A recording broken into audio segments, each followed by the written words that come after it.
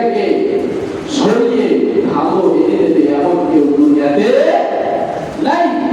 আবার বলতেছে ওয়াই ইউরিদুকা বিখাইরিন ফালা রাদ্দা লিফাদলি, আমি যদি কারো খায়ের চাই ওইটা রদ করা, ওইটা ঠেকানোর দুনিয়ার কারো ক্ষমতা নাই। আপনি এইটা চিন্তা করবেন যে ও যে বসে আছে ও তো আমার মতো একজন মানুষ, ওর আল্লাহ আছে, ও আমার আল্লাহ করে তো ওরে আমি দেখাই কি করব, ওরে নামাজ আমি নামাজ পড়ে ওরে দেখাই পারলাম, আমি দেখাবো কারে? আমি নিজের নিয়তটাকে খালেস করবেন, পারবেন না ইনশাআল্লাহ। অনেক ভাবে ধোঁকা দেবে শয়তান, নফস শয়তান তো আছেই না, শয়তান তো আছে। ধোঁকা কিন্তু নেক্সট মাত্র দেবে, ধোঁকায় পড়া যাবে। এইগুলো তখনই বুঝতে আসবে যখন আপনি আল্লাহর পাগল হবেন, আল্লাহর প্রিয় বান্দা হবেন, তখন আপনার কিছু কিছু জিনিস আপনার সামনে আল্লাহ তাআলা পরিষ্কার করবেন। আর যখন আপনি নামাজ পড়বেন না, হুকুম মানবেন না, তখন ওই শয়তানের ধোঁকায় পড়বেন। এরকম বলবেন কত গুনাহ হয়ে গেছে, এখন কি আল্লাহ মাফ করবে? গুনাহ করেছি, করতেই থাকি। আল্লাহ তাআলা বলতেছে যে বান্দা আমার কাছে মাফ চায়, খালেস নিয়ত আমার কাছে তাওবা করে, কান্নাকাটি করে, আমি আল্লাহ তাআলা তার পিছনের গুনাহ নেকি দ্বারা ভরপুর করে দেব। বলেন সুবহানাল্লাহ। আমার বাবার কথা আল্লাহ বলেন ইল্লা মান তাবা ওয়া আমানা ওয়া আমিলা আমালান সালিহান ফাউলাইকা ইউবাদদিলুল্লাহু সাইয়্যাতিহিম হাসানাত। বলেন আল্লাহু আকবার। যে ব্যক্তি ইল্লা মান তাবা, তবে আত্তাবা যে ব্যক্তি তওবা করে, ওয়া আমিলা আমালান এবং ভালো আমল করে, সালিহা সালিহ আমল সৎ আমল, ওয়া আমিলা আমালান সালিহান ফাউলাইকা ইউবাদদিলুল্লাহ, ইউবাদদিলুল্লাহ আল্লাহ তাআলা পরিবর্তন করে দেবে, সাইয়্যাতিহিম হাসানাত, তার যত খারাপ গুনাহ ছিল এই আমল দ্বারা আল্লাহ তাআলা পরিপূর্ণ করে দেবে। সুবহানাল্লাহ। কথাটা আল্লাহ তাআলা, কথাটা এর ভিতরে কোনো লা রাইবা ফি, কোনো সন্দেহ আছে? কোনো সন্দেহ নেই। আল্লাহ তাআলার কথার ভিতরে কোনো সন্দেহ, যার মনে হবে যে সন্দেহ আছে তার ঈমান নেই। এজন্য আল্লাহ তাআলা বলতেছে যে ব্যক্তি খালেস নিয়তে প্রত্যেকটা আমল করে, প্রত্যেকটা আমল, সে আমলটা ছোট থেকে ছোট হোক, ছোট থেকে ছোট হোক, আমল যদি খালেস হয় আর আমাকে খুশি করার জন্য হয়, এর বদলা আমি আল্লাহ তাআলা তাকে কি দিব সেটা যখন আমলনামার খাতাটা হাতে পাবে তখন সে পড়বে আর বুঝবে, আর একবার কেন সুবহানাল্লাহ বললাম না, সবাই তো কত কষ্ট করছি, আর একবার তো আলহামদুলিল্লাহ বললাম না, সবাই তো কত কষ্ট করছি, আর একবার কেন আল্লাহু আকবার বললাম না, সবাই তো কত কষ্ট করছি, একবার কেন সুবহানাল্লাহিল আযীম ওয়া বিহামদিহি বলতে পারলাম না, সবাই তো কত কষ্ট করছি। এইভাবে সে নিজেকে ধিক্কার দেবে, সে নিজেকে শেষ করে দেবে কিয়ামতের দিন যখন তার আমলনামা হাতে পাবে।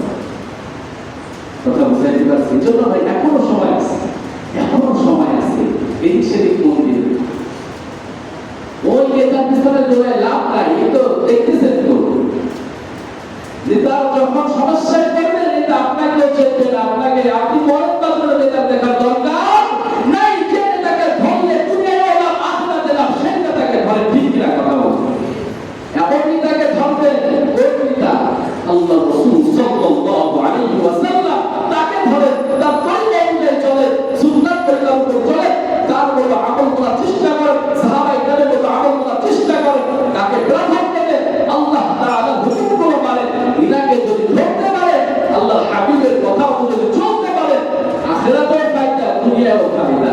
আর দুনিয়ার তার পিছনে দৌড়াবে, তার যখন বিপদ আসবে তখন আপনাকে জিতবে, আপনাকে ধুয়েই বাড়াবে, আপনাকে ধুয়ে বাড়াবে। আর আল্লাহর হাবিবকে যদি চেতেন, সে বিপদের সময় কবিরা পর্যন্ত বলতে ইয়া নাফসি ইয়া নাফসি ইয়া নাফসি। আর একজনই আমার তার নবী হযরত মুহাম্মদ মুস্তাফা সাল্লাল্লাহু আলাইহি ওয়াসাল্লাম বললেন ইয়া উম্মতি ইয়া উম্মতি ইয়া উম্মতি। নেতাদের পিছনে দৌড়াবেন 2 দিনের জন্য, নাকি আমরা আপনার নবী হযরত মুহাম্মদ মুস্তাফা সাল্লাল্লাহু আলাইহি ওয়াসাল্লামের পিছনে দৌড়াবেন? ডিসিশন আপনার। চোখের সামনে দেখালে বড়দি বুঝে না না আসে, আমাদের মতো নালায়েক আর না। সব কিছু দেখার পর আল্লাহ দেখাই দিতেছে। এখন আসে কুরআনে আসে, আল্লাহ তাআলা দেখেন কি বলে। আউযু বিল্লাহি মিনাশ শাইতানির রাজীম, বিসমিল্লাহির রহমানির রহিম। ওয়া ক্বারুনা ওয়া ফিরআউনা ওয়া হামান ওয়া লাকাদ জাআহুম মূসা বিল বায়িনাতি ফাস্তাকবারু ফিল আরদি ওয়া মা কানু সাবিকিন। ওয়া ক্বারুনা ওয়া ফিরআউনা ওয়া হামান, আল্লাহ তাআলা নেতাদেরকে নিয়ে আসছে, কারুনকে নিয়ে আসছে, ফিরআউনকে নিয়ে আসছে, হামানকে নিয়ে আসছে। ফাস্তাকবারু ফিল আরদ, আল্লাহ তাআলা বলতেছে এরা জমিনে তাকাব্বুরি করত, অহংকার করত, গর্দবি করত। ফিরআউন অহংকার করছে কি করছে না? শুধু অহংকার না, আনা রাব্বুকুমুল আ'লা, বুঝেন নাই? আনা রাব্বুকুমুল আ'লা কি ছিল? আমি আল্লাহ। সে কেমন আল্লাহ? আনা রাব্বুকুমুল আ'লা, বুঝলেন? সব থেকে আলা বা উপরে। তারা অহংকার করছে, তাদের পতন হয়েছে কি হয়েছে না? অহংকার করলে যে পতন হয় এটা আপনারা বুঝতেছেন?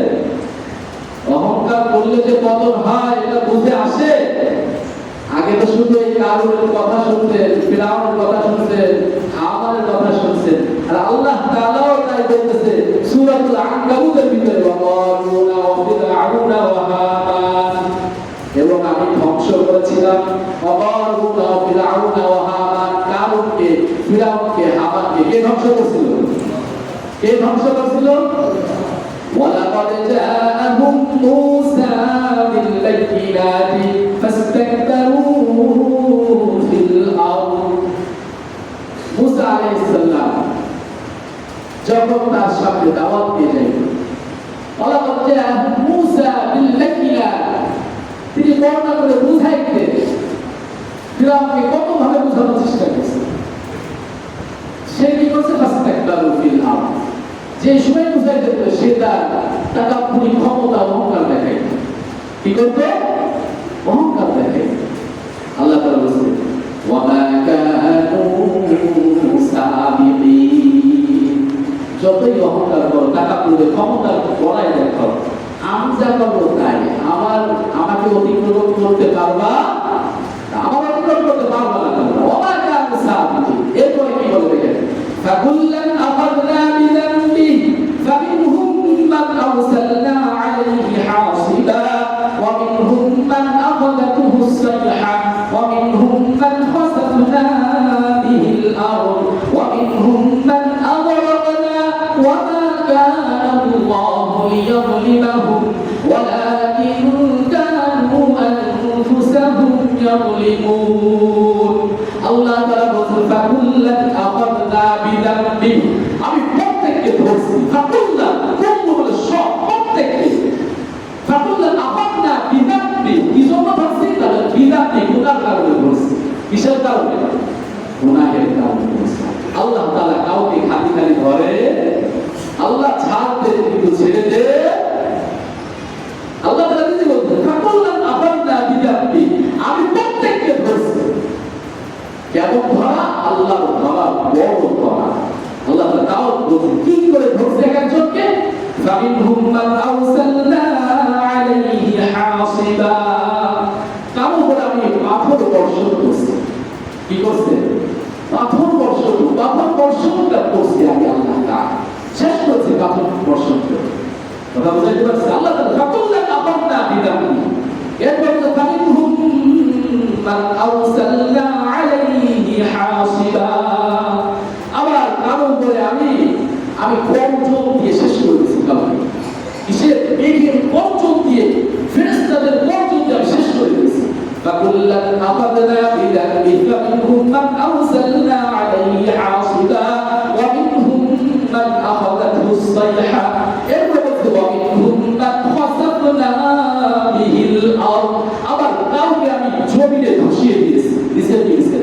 কাউকে জোরে ঘষাইছে না, শুধু কারণের ধন সম্পদ সব ঘষছে।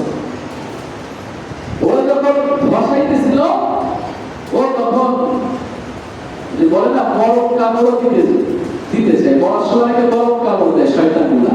তা বলছে মুসা আলাইহিস সালাম বলছে, আমার এত সম্পদ তোমার না তোমার আল্লাহর দিকে সহ্য হচ্ছে না, এজন্য তোমরা মনে হয় আমার সম্পদ আমি চলে যাওয়ার পরে তোমরা খাবার নাউযুবিল্লাহ। মুসা আলাইহিস সালাম বলছে, আল্লাহ ওর সামনে ওর সম্পদ ওর সঙ্গে দাবায় দেয়, বলেন আল্লাহু আকবার। ওর সঙ্গে কেমন পর্যন্ত ওর আপনার সম্পদ রাখতে হবে।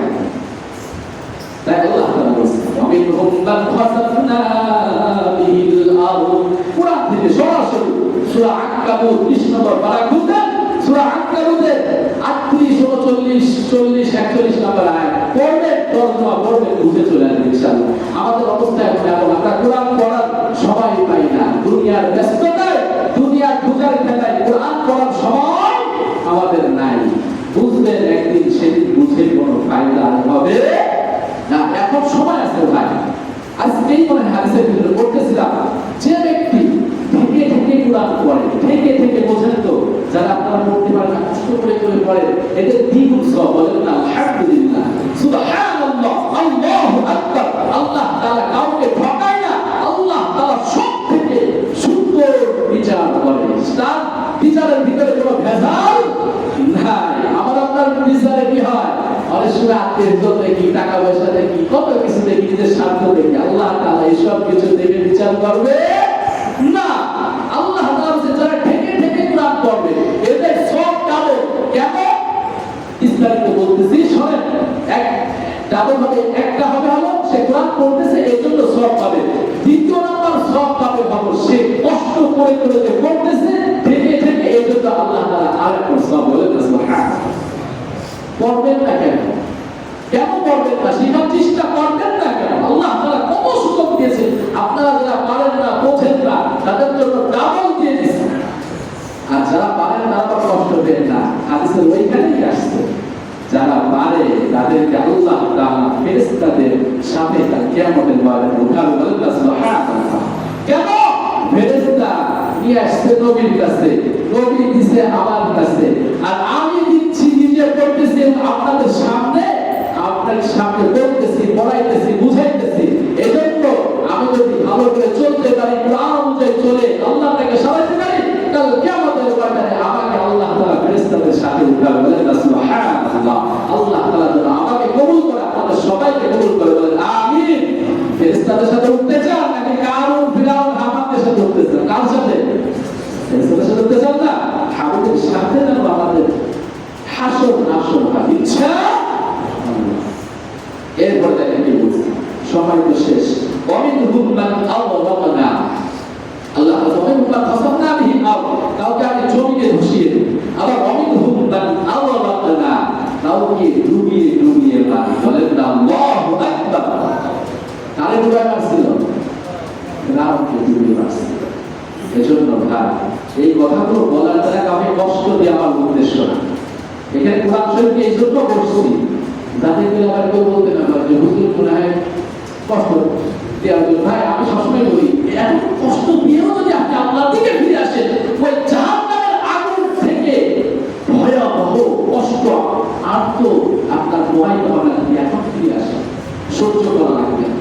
আমার কথা দ্বারা যদি কেউ কষ্ট পেয়ে যদি নামাজ আদায় করে, কেউ যদি আল্লাহকে মানে, আমি মনে করি এই কষ্ট বড় কষ্ট না।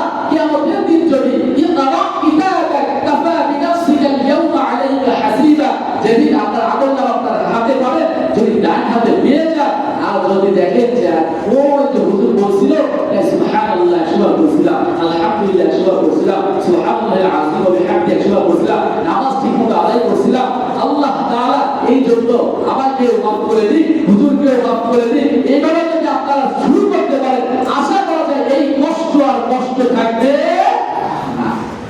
আমি এখানে বসার উদ্দেশ্য কষ্ট দিয়ে না, আমি সবসময় বলি যে আলেমরাই প্রকৃত বন্ধু আপনাদের বুঝে আসবে ইনশাআল্লাহ।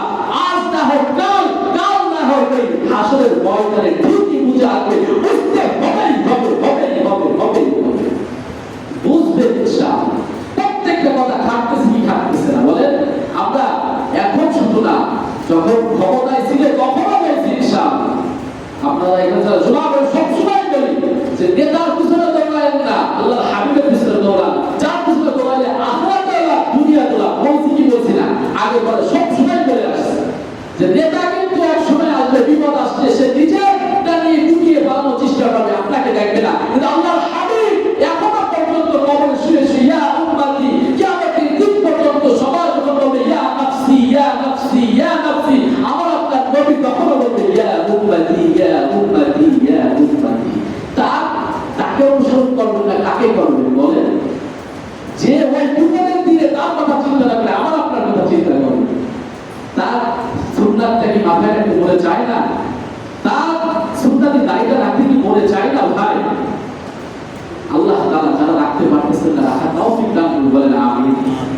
শুধু টুপি দাঁড়িয়ে রাখলেই যে শেষ না হয়, নিজেকে চালাবেন সুন্দরভাবে। আমি কাউকে কষ্ট দিব না, কথার দ্বারা হোক, হ্যাঁ, ব্যবহারে এবং হাতের দ্বারা। প্রত্যেকটা মুসলিম এবং সালিমাল মুসলিমুনা মিন লিসানিহি ওয়া ইয়াদিহি, প্রকৃত মুসলমান ওই ব্যক্তি যার হাত ও জবান দ্বারা অন্য মুসলমান নিরাপদে থাকে। তাহলে আমরা প্রকৃত মুসলমান হতে চাইলে বলেন, যদি প্রকৃত মুসলমান না হইতে পারি তাহলে আল্লাহ তাআলার সামনে কেমনে যাব? আল্লাহ বলেন ইয়া আইয়ুহাল্লাযীনা আমানু দুখুলু ফিস-সিলমি কাফা। আল্লাহ তাআলা বলেন ওয়ালা তামুতুন্না ইল্লা ওয়া আনতুম মুসলিমুন। মুসলমান না হয়ে মৃত্যুবরণ করো না। প্রকৃত মুসলমান হবে ইনশাআল্লাহ। আল্লাহ তাআলা আমাকেও প্রকৃত মুসলমান হওয়ার তৌফিক দান করুন, আপনাদের সবাইকে তৌফিক দান করুন, বলেন আমিন। আলোচনা শেষ করতে পারলাম না, যে কথা বলতে বলতে এই পর্যন্ত আসলাম যে আল্লাহ তাআলা যারা অপরাধ করবে তাদের সবাইকে ফাকুল্লান আখাযনা বিযামবি, তাদের অবশ্যই ধরবে। আল্লাহ চায় তো এই আয়াতের তাফসীর যেটা বাকি আছে আগামী যুগে আলাদা হায়াতে বাঁচায় রাখতে হবে। তাওফীক ইল্লা বিল্লাহ, আপনাদের সামনে পেশ করার চেষ্টা করব ইনশাআল্লাহ। এই জবাব দ্বারা যে কথাগুলো বের করলাম, আল্লাহ তাআলা আমাকে আমল করার তৌফিক দান করুন, আপনাদের সবাইকে তৌফিক দান করুন, বলেন আমিন। ওয়া আখিরু দাওয়ানা আলহামদুলিল্লাহি রাব্বিল আলামিন।